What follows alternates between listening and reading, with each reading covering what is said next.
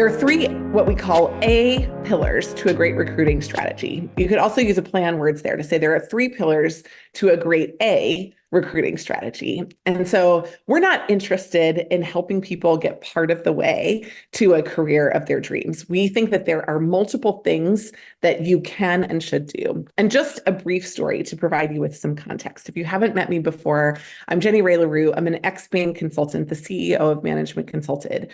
And when I entered into the consulting space, out of access, ability, and acceleration, I actually only had one of the three. And I only had a little bit of. I went to a target school, but did absolutely zero networking or recruiting while I was at the target school. Why? I didn't think I wanted to do consulting. I was focused on medicine. So I was doing all my pre-med classes. Then I took a year, I shaved my head and traveled around the world. And I discovered that I actually was fascinated by and loved business. And I felt like that was going to be something I wanted to build in. But I didn't go right from there to try for consulting. I began to build my own small business in South Africa, which ironically, or maybe not ironically, now that I look back on my life, was a consulting business. And then years after that was when I finally had the opportunity to go into Bain. However, because I'd gone to a target school, my natural network was at Bain. Right. Some of those people went to Bain. Some of them were at McKinsey. Some were at BCG, Deloitte, United, other firms. So I actually had, because of my natural network from my education, a pretty decent amount of access. And actually waiting until after I graduated a couple of years meant that my access got stronger, not weaker.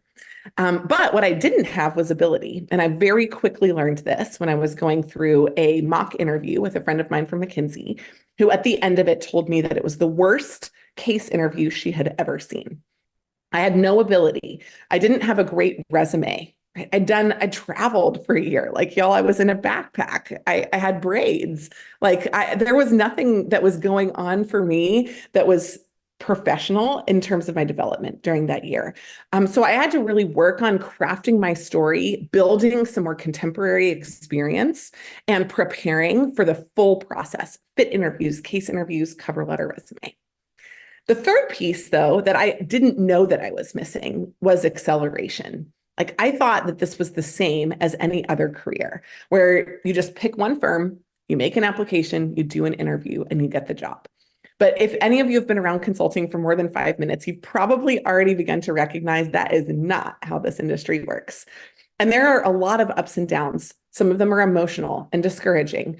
And so a lot of us, whether we don't know where to go, which is the access, whether we don't know how to get there, which is the ability, or we don't have the endurance to complete the process, there's a lot that can be missing or that could go wrong to create a non-A great recruiting strategy. So with that, let me dive into the three things and some tips for what you can do to more effectively access this industry. Let me just say that our primary focus for today is going to be on those of you that are interested in getting jobs in consulting, but it's not all that we do. At Management Consulted, we actually offer three lines of business. We support universities to help their students gain access to these types of jobs. Consulting Plus is really how we think about it. That includes mock interviews. We do trainings that are group trainings. We have an online digital platform. We help job seekers do the same thing. So we walk you through programs and support, but we also help companies. A lot of people, while they gain access into the company, they enter without the ability to think and structure analysis and presentations strategically. And they also lack the endurance and the encouragement from the internal structure of the organization to succeed. So if you are in one of those other categories, universities or corporates or businesses, if you're interested in setting up your own consulting firm, while today's focus is largely going to be on job seekers, I know you're going to find something of value as well. So let me just talk through how your recruiting strategy starts. It really begins with access. And if you go back to this slide, a lot of people are surprised by that. They think the first place that a consulting journey should start is actually with ability. You have to qualify for it. But consulting is a very relationally organized business. And we find that people of wide varying abilities, that means with your different educations, with different opportunities that you've had before you, with different work experience, can fit somewhere inside the ecosystem. So really, if that's the truth, Maybe you haven't honed your ability. Maybe your resume doesn't reflect your ability. Maybe you need to continue some more practice for your ability. But actually, the biggest hindrance is not ability for most people, it's access. And so that's why we begin there. That's why we think you should begin there. That's why a lot of people come to us 6 to 12 months into a case prep process. And the first question that we ask you isn't, how many cases have you done? It's, who are you talking to in the industry? Which firms do you have openings for? And so we really want to help you recalibrate today to really think first about access. So the firms that are right for you is a part of access. It is unreasonable to believe that every firm will be right for everyone. That can be hindered by or challenged by geography. It can be opened up by geography. It can be hindered by your GPA.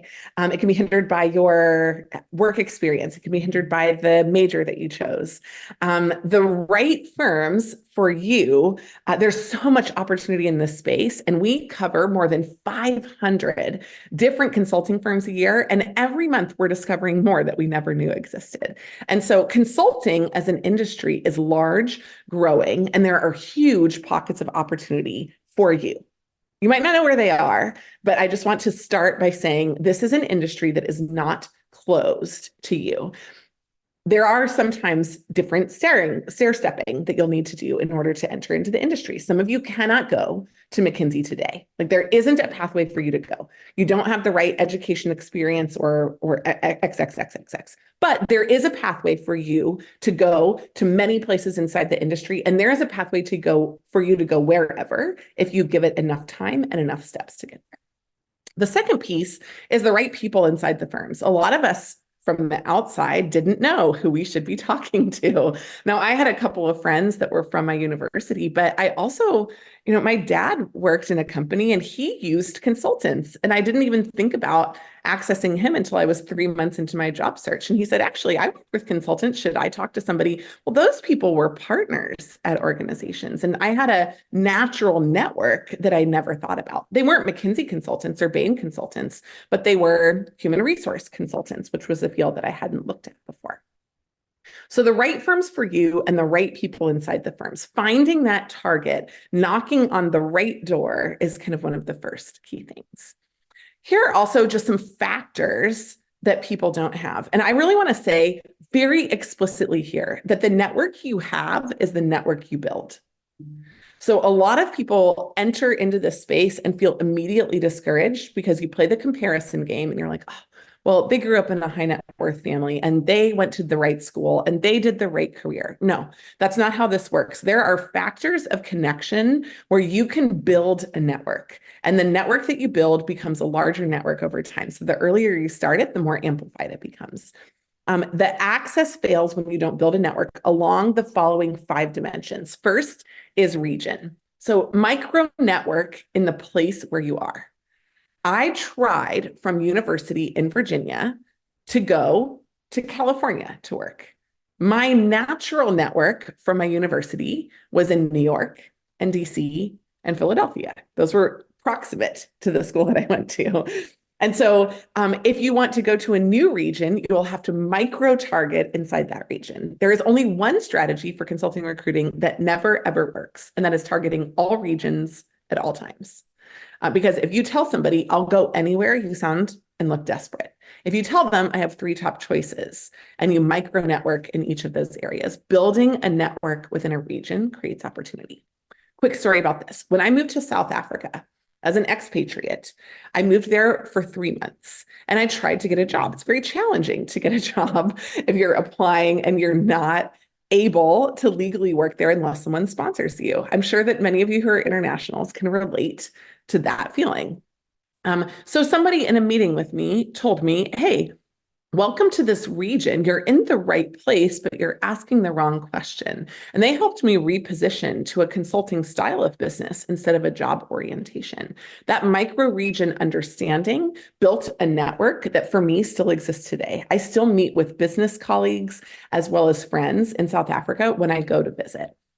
Education is a powerful network for those of you that have an undergrad, a specialty master's, an MBA, an advanced degree that's a PhD. Your education provides access and doors to you. And I just want to say it's not just your school, but it's peer schools like yours. If you went to a large state school, Access through education provides opportunities. For example, like I went to the University of Virginia. A peer school to the University of Virginia is Berkeley. I wouldn't have thought that my network was UVA and Berkeley, but it is because those at Berkeley understood a similar context, similar environment, had similar opportunities, however, in different firms in different regions. If you went to a small liberal arts school or you're in a small liberal arts school, let's call Swarthmore. Swarthmore is one of our partners, a small liberal arts school. Students who go to another small liberal arts school, let's call it Washington and Lee, right, in Virginia, Washington and Lee, they are a part of your natural network, even though you don't think about it. And so a lot of people don't understand that peer groups inside education, I'm not even talking about people that are graduating the same year as you. I'm talking about people who ever went there. Right? That is your natural network for education. Your industry or your major is the third one, right? Let's say you're an engineer. Every engineer is all of a sudden an opportunity for you to network. Anyone who studied engineering but did something differently afterwards is an opportunity for you to network. The industry organizations that you're a part of, the majors that you complete, create a network for you. Hopefully this is raising the level of hope in the group that we have on the call today, because I think a lot of people feel like they have limitations simply because they haven't understood how expansive their natural networks are. Number 4 is the level that you apply to. A lot of people try to go to a level that doesn't make sense. And a common mistake is that you'll look to seniority because you assume that somebody with a higher level has more power. You're not necessarily wrong, but with the higher power inside the organization often comes a lower level of focus, interest, or passion for helping you. Let's say you're an undergrad, junior, and you're thinking about an internship.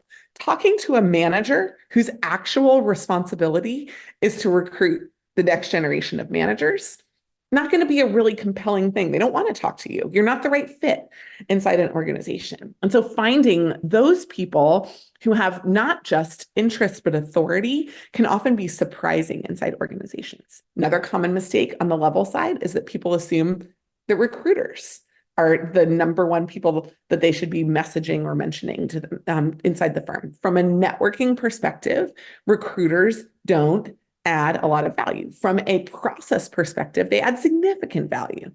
Super different mindset though. Number 5 is interest. I worked at Bain with a woman who took her next job. She's now in the C-suite of this very large public company organization based on a mutual love for skiing. She met the guy in Colorado on a lift. They connected. They exchanged information. She was unhappy at Bain, wanted to leave. He wanted someone on his team. She went over. She quadrupled her Bain salary when she entered there. And that was 15 years ago.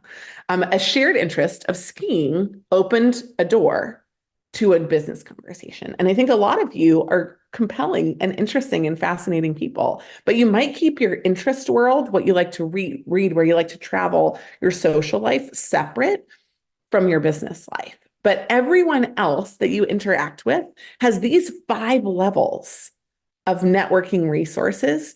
And just think about the opportunity, even if you have coffee with one friend, of the doors that it could open for you.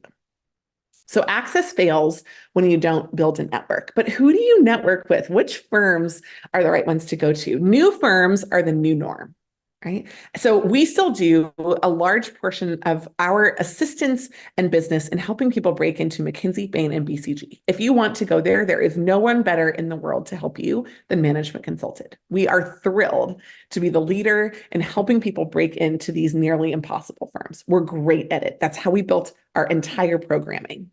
But some of you don't want to go there. Some of you can't go there yet.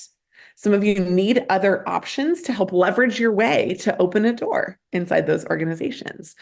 And so I put on this page, new firms that are the new norm. And we really break down opportunities in multiple different areas when we think about helping people stair step through their career.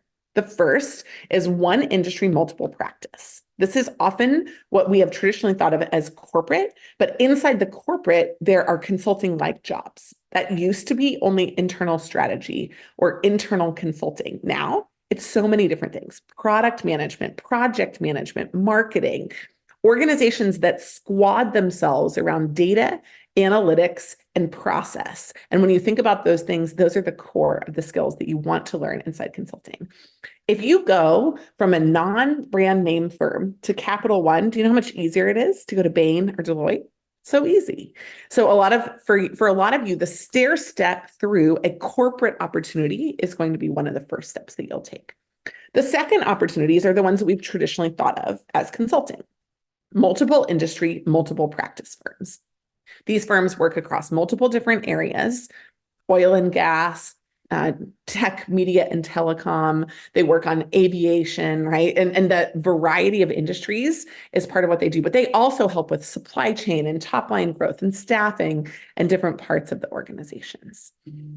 Multiple industry, one practice, are a lot of where we're seeing the boutique area focus. And a lot of people didn't know that these firms existed or that they provide the same rotational experience that you have inside consulting that provides opportunity for you to train. And by the way, I'm not just saying that all of these are feeders into MBB. Like, some people will build your whole career at these incredible firms. They're amazing. You should stay there. They're going to give you promotions, pay, and opportunities that are parallel to the same types that you could get at McKinsey, Bain, and BCG. But because people haven't heard of them as much, their competitiveness to get in is less. So with those opportunities come open doors for you. The final one is one industry, one practice firms. These firms are amazing for those of you that have real specialty areas. I'm starting to talk to my PhDs and my MDs right now, right? Like, if you're an MD and you're like, what I really want to do is work in oil and gas, it just sounds weird. What? Like, how did that happen? And where did that come from? That transition over, you can make it, but it's going to be a lot trickier. But go to one of these firms that focuses in healthcare. You're the perfect candidate for them. You have the healthcare plus the strategy training that you've demonstrated through your case interview. And so because of this, I think it's really important to recognize that there are so many firms that are out there with which you can build an incredible career. And some of you are going to branch off and leverage across multiple firms. And some of you are going to go to one of these places and spend your whole lives there. And you're going to love it too. So new firms are the new norm.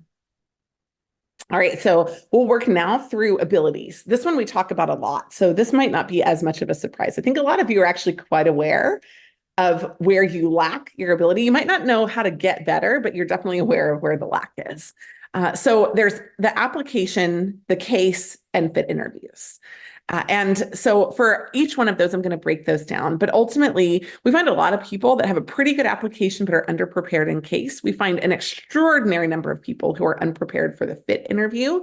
And this is really how we think about the 3 steps of the process. The application gets you the interview. The case gets you the second round. The fit interview gets you the offer. And if all 3 of those aren't in place, you're going to stall out at one part of that process, right? No good application, you're not going to get an interview. No good case, you're not going to get second round opportunities. You might get a lot of second round opportunities if you're great at case, but if the fit isn't there, you're not going to get the final offer. And we don't really we're not incentivized for people to get offers. We just care. We want you to get offers. And so we don't stop until you get the offer that you're looking for. And that's why we work through these 3 levels here. Step 1 is the application. Everybody needs a resume. No firms don't have resumes. But there are 3 other pieces of an application that often are the tipping point. Right? You have a good resume, 3.6 GPA, target school, analytical major, pretty good, details about your background. Fantastic, right? The resume itself might need some help. We do resume reviews for free. If you haven't done one of those, we're happy to share with you. We do them on a call. If you want to book our service and you want to understand how we would adjust your resume, we do them by email. If you just want to like, yes or no, this is ready or it's not. The other 3 pieces, though, the tests, this is like the McKinsey test, the BCG test, anybody who runs an analytical AI or kind of strategic test that's similar to a GMAT or a game that you play, the cover letter, which historically has been written, but BCG for their Bridge to BCG programs for the first time this year, guess what they're doing? Video cover letters. new things that we're beginning to see in different spaces. You've got to be a wonderful communicator, a tremendous storyteller, and people who just pop on and say something, it's not going to work. People who read something, also not going to work. You need to be a compelling presenter in order to demonstrate that opportunity. And the third is essays. And so for those of you that are going through the APD programs, Bridge to BCG, the Clearview process, Baines program, any one of these programs, McKinsey Insight, any one of these programs require you to explain a leadership story from your background, a challenge that you've overcome. That essay is another component. So while the resume sets up great expectations, there's often still opportunity there. What really the fall down can be, though, is on the other parts of your process as well. Step 2 is the case interview. You can fail in 8 different ways, and actually 8 times 400 different ways, because each one of these has multiple different options for failing. These are the 8 parts of the case interview. We take this from our case interview workshop. MC built a methodology to help you break down case interviews and quickly prepare for the all-encompassing case interview. We want you to succeed. We don't want you to be hindered by a lack of understanding. But many of you would go through the reps of cases without understanding it's actually just the quant questions. 1 out of 8 things that's making you fall down. Our coaching process helps you identify this. Our digital process helps you do the drills to improve. And so the case interview is something, I mean, we have a full 3-hour workshop on this that we run with schools. So not to be cursory about the fact that the case interview is nearly impossible, and we get it, but the case interview is a really tremendously important part of the case process. However, solving it doesn't mean doing it more. Solving it means doing it better. And breaking it down into the component pieces helps us do that effectively. And then the most often forgotten piece, people think, once I did the hard stuff of that resume and that edit, once I jumped into the case interview, like all I have to do is get into the final round. False. The final round, 50% or more of your score is how you fit with the organization. Some partners don't even do case interviews in the final round. They're like, whatever, you did a case, you got here, you're fine. Tell me about your future. Tell me about your plans. How do you think? What's your challenge that you faced that you want to have me know about you? What do you think scares you about this role? So there are a bunch of questions, and we have all of them inside, again, our digital courses, right? But direct questions, story questions, and tricky questions. The direct questions that are available here, the focus is on the things that you need to, that you will be asked, that you will be expected to have prepared linear answers for. Story questions are open-ended questions. You need to have 15 stories prepared for those. Most people have 3. Then tricky questions are the questions like, if I can't hire 3 people, why should you be one of the only one that I hire, right? Or if I came across this issue ethically inside an organization, or what's a time that you failed? We call these the tricky questions here. Helpful?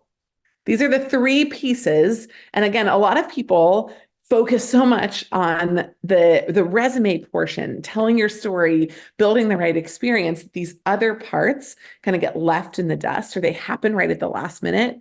It happens a lot that people are like, oh, I'm going to just apply. And then if I get an interview, I'll prep. The firms recently, y'all, you have 10 days, maybe, to prepare.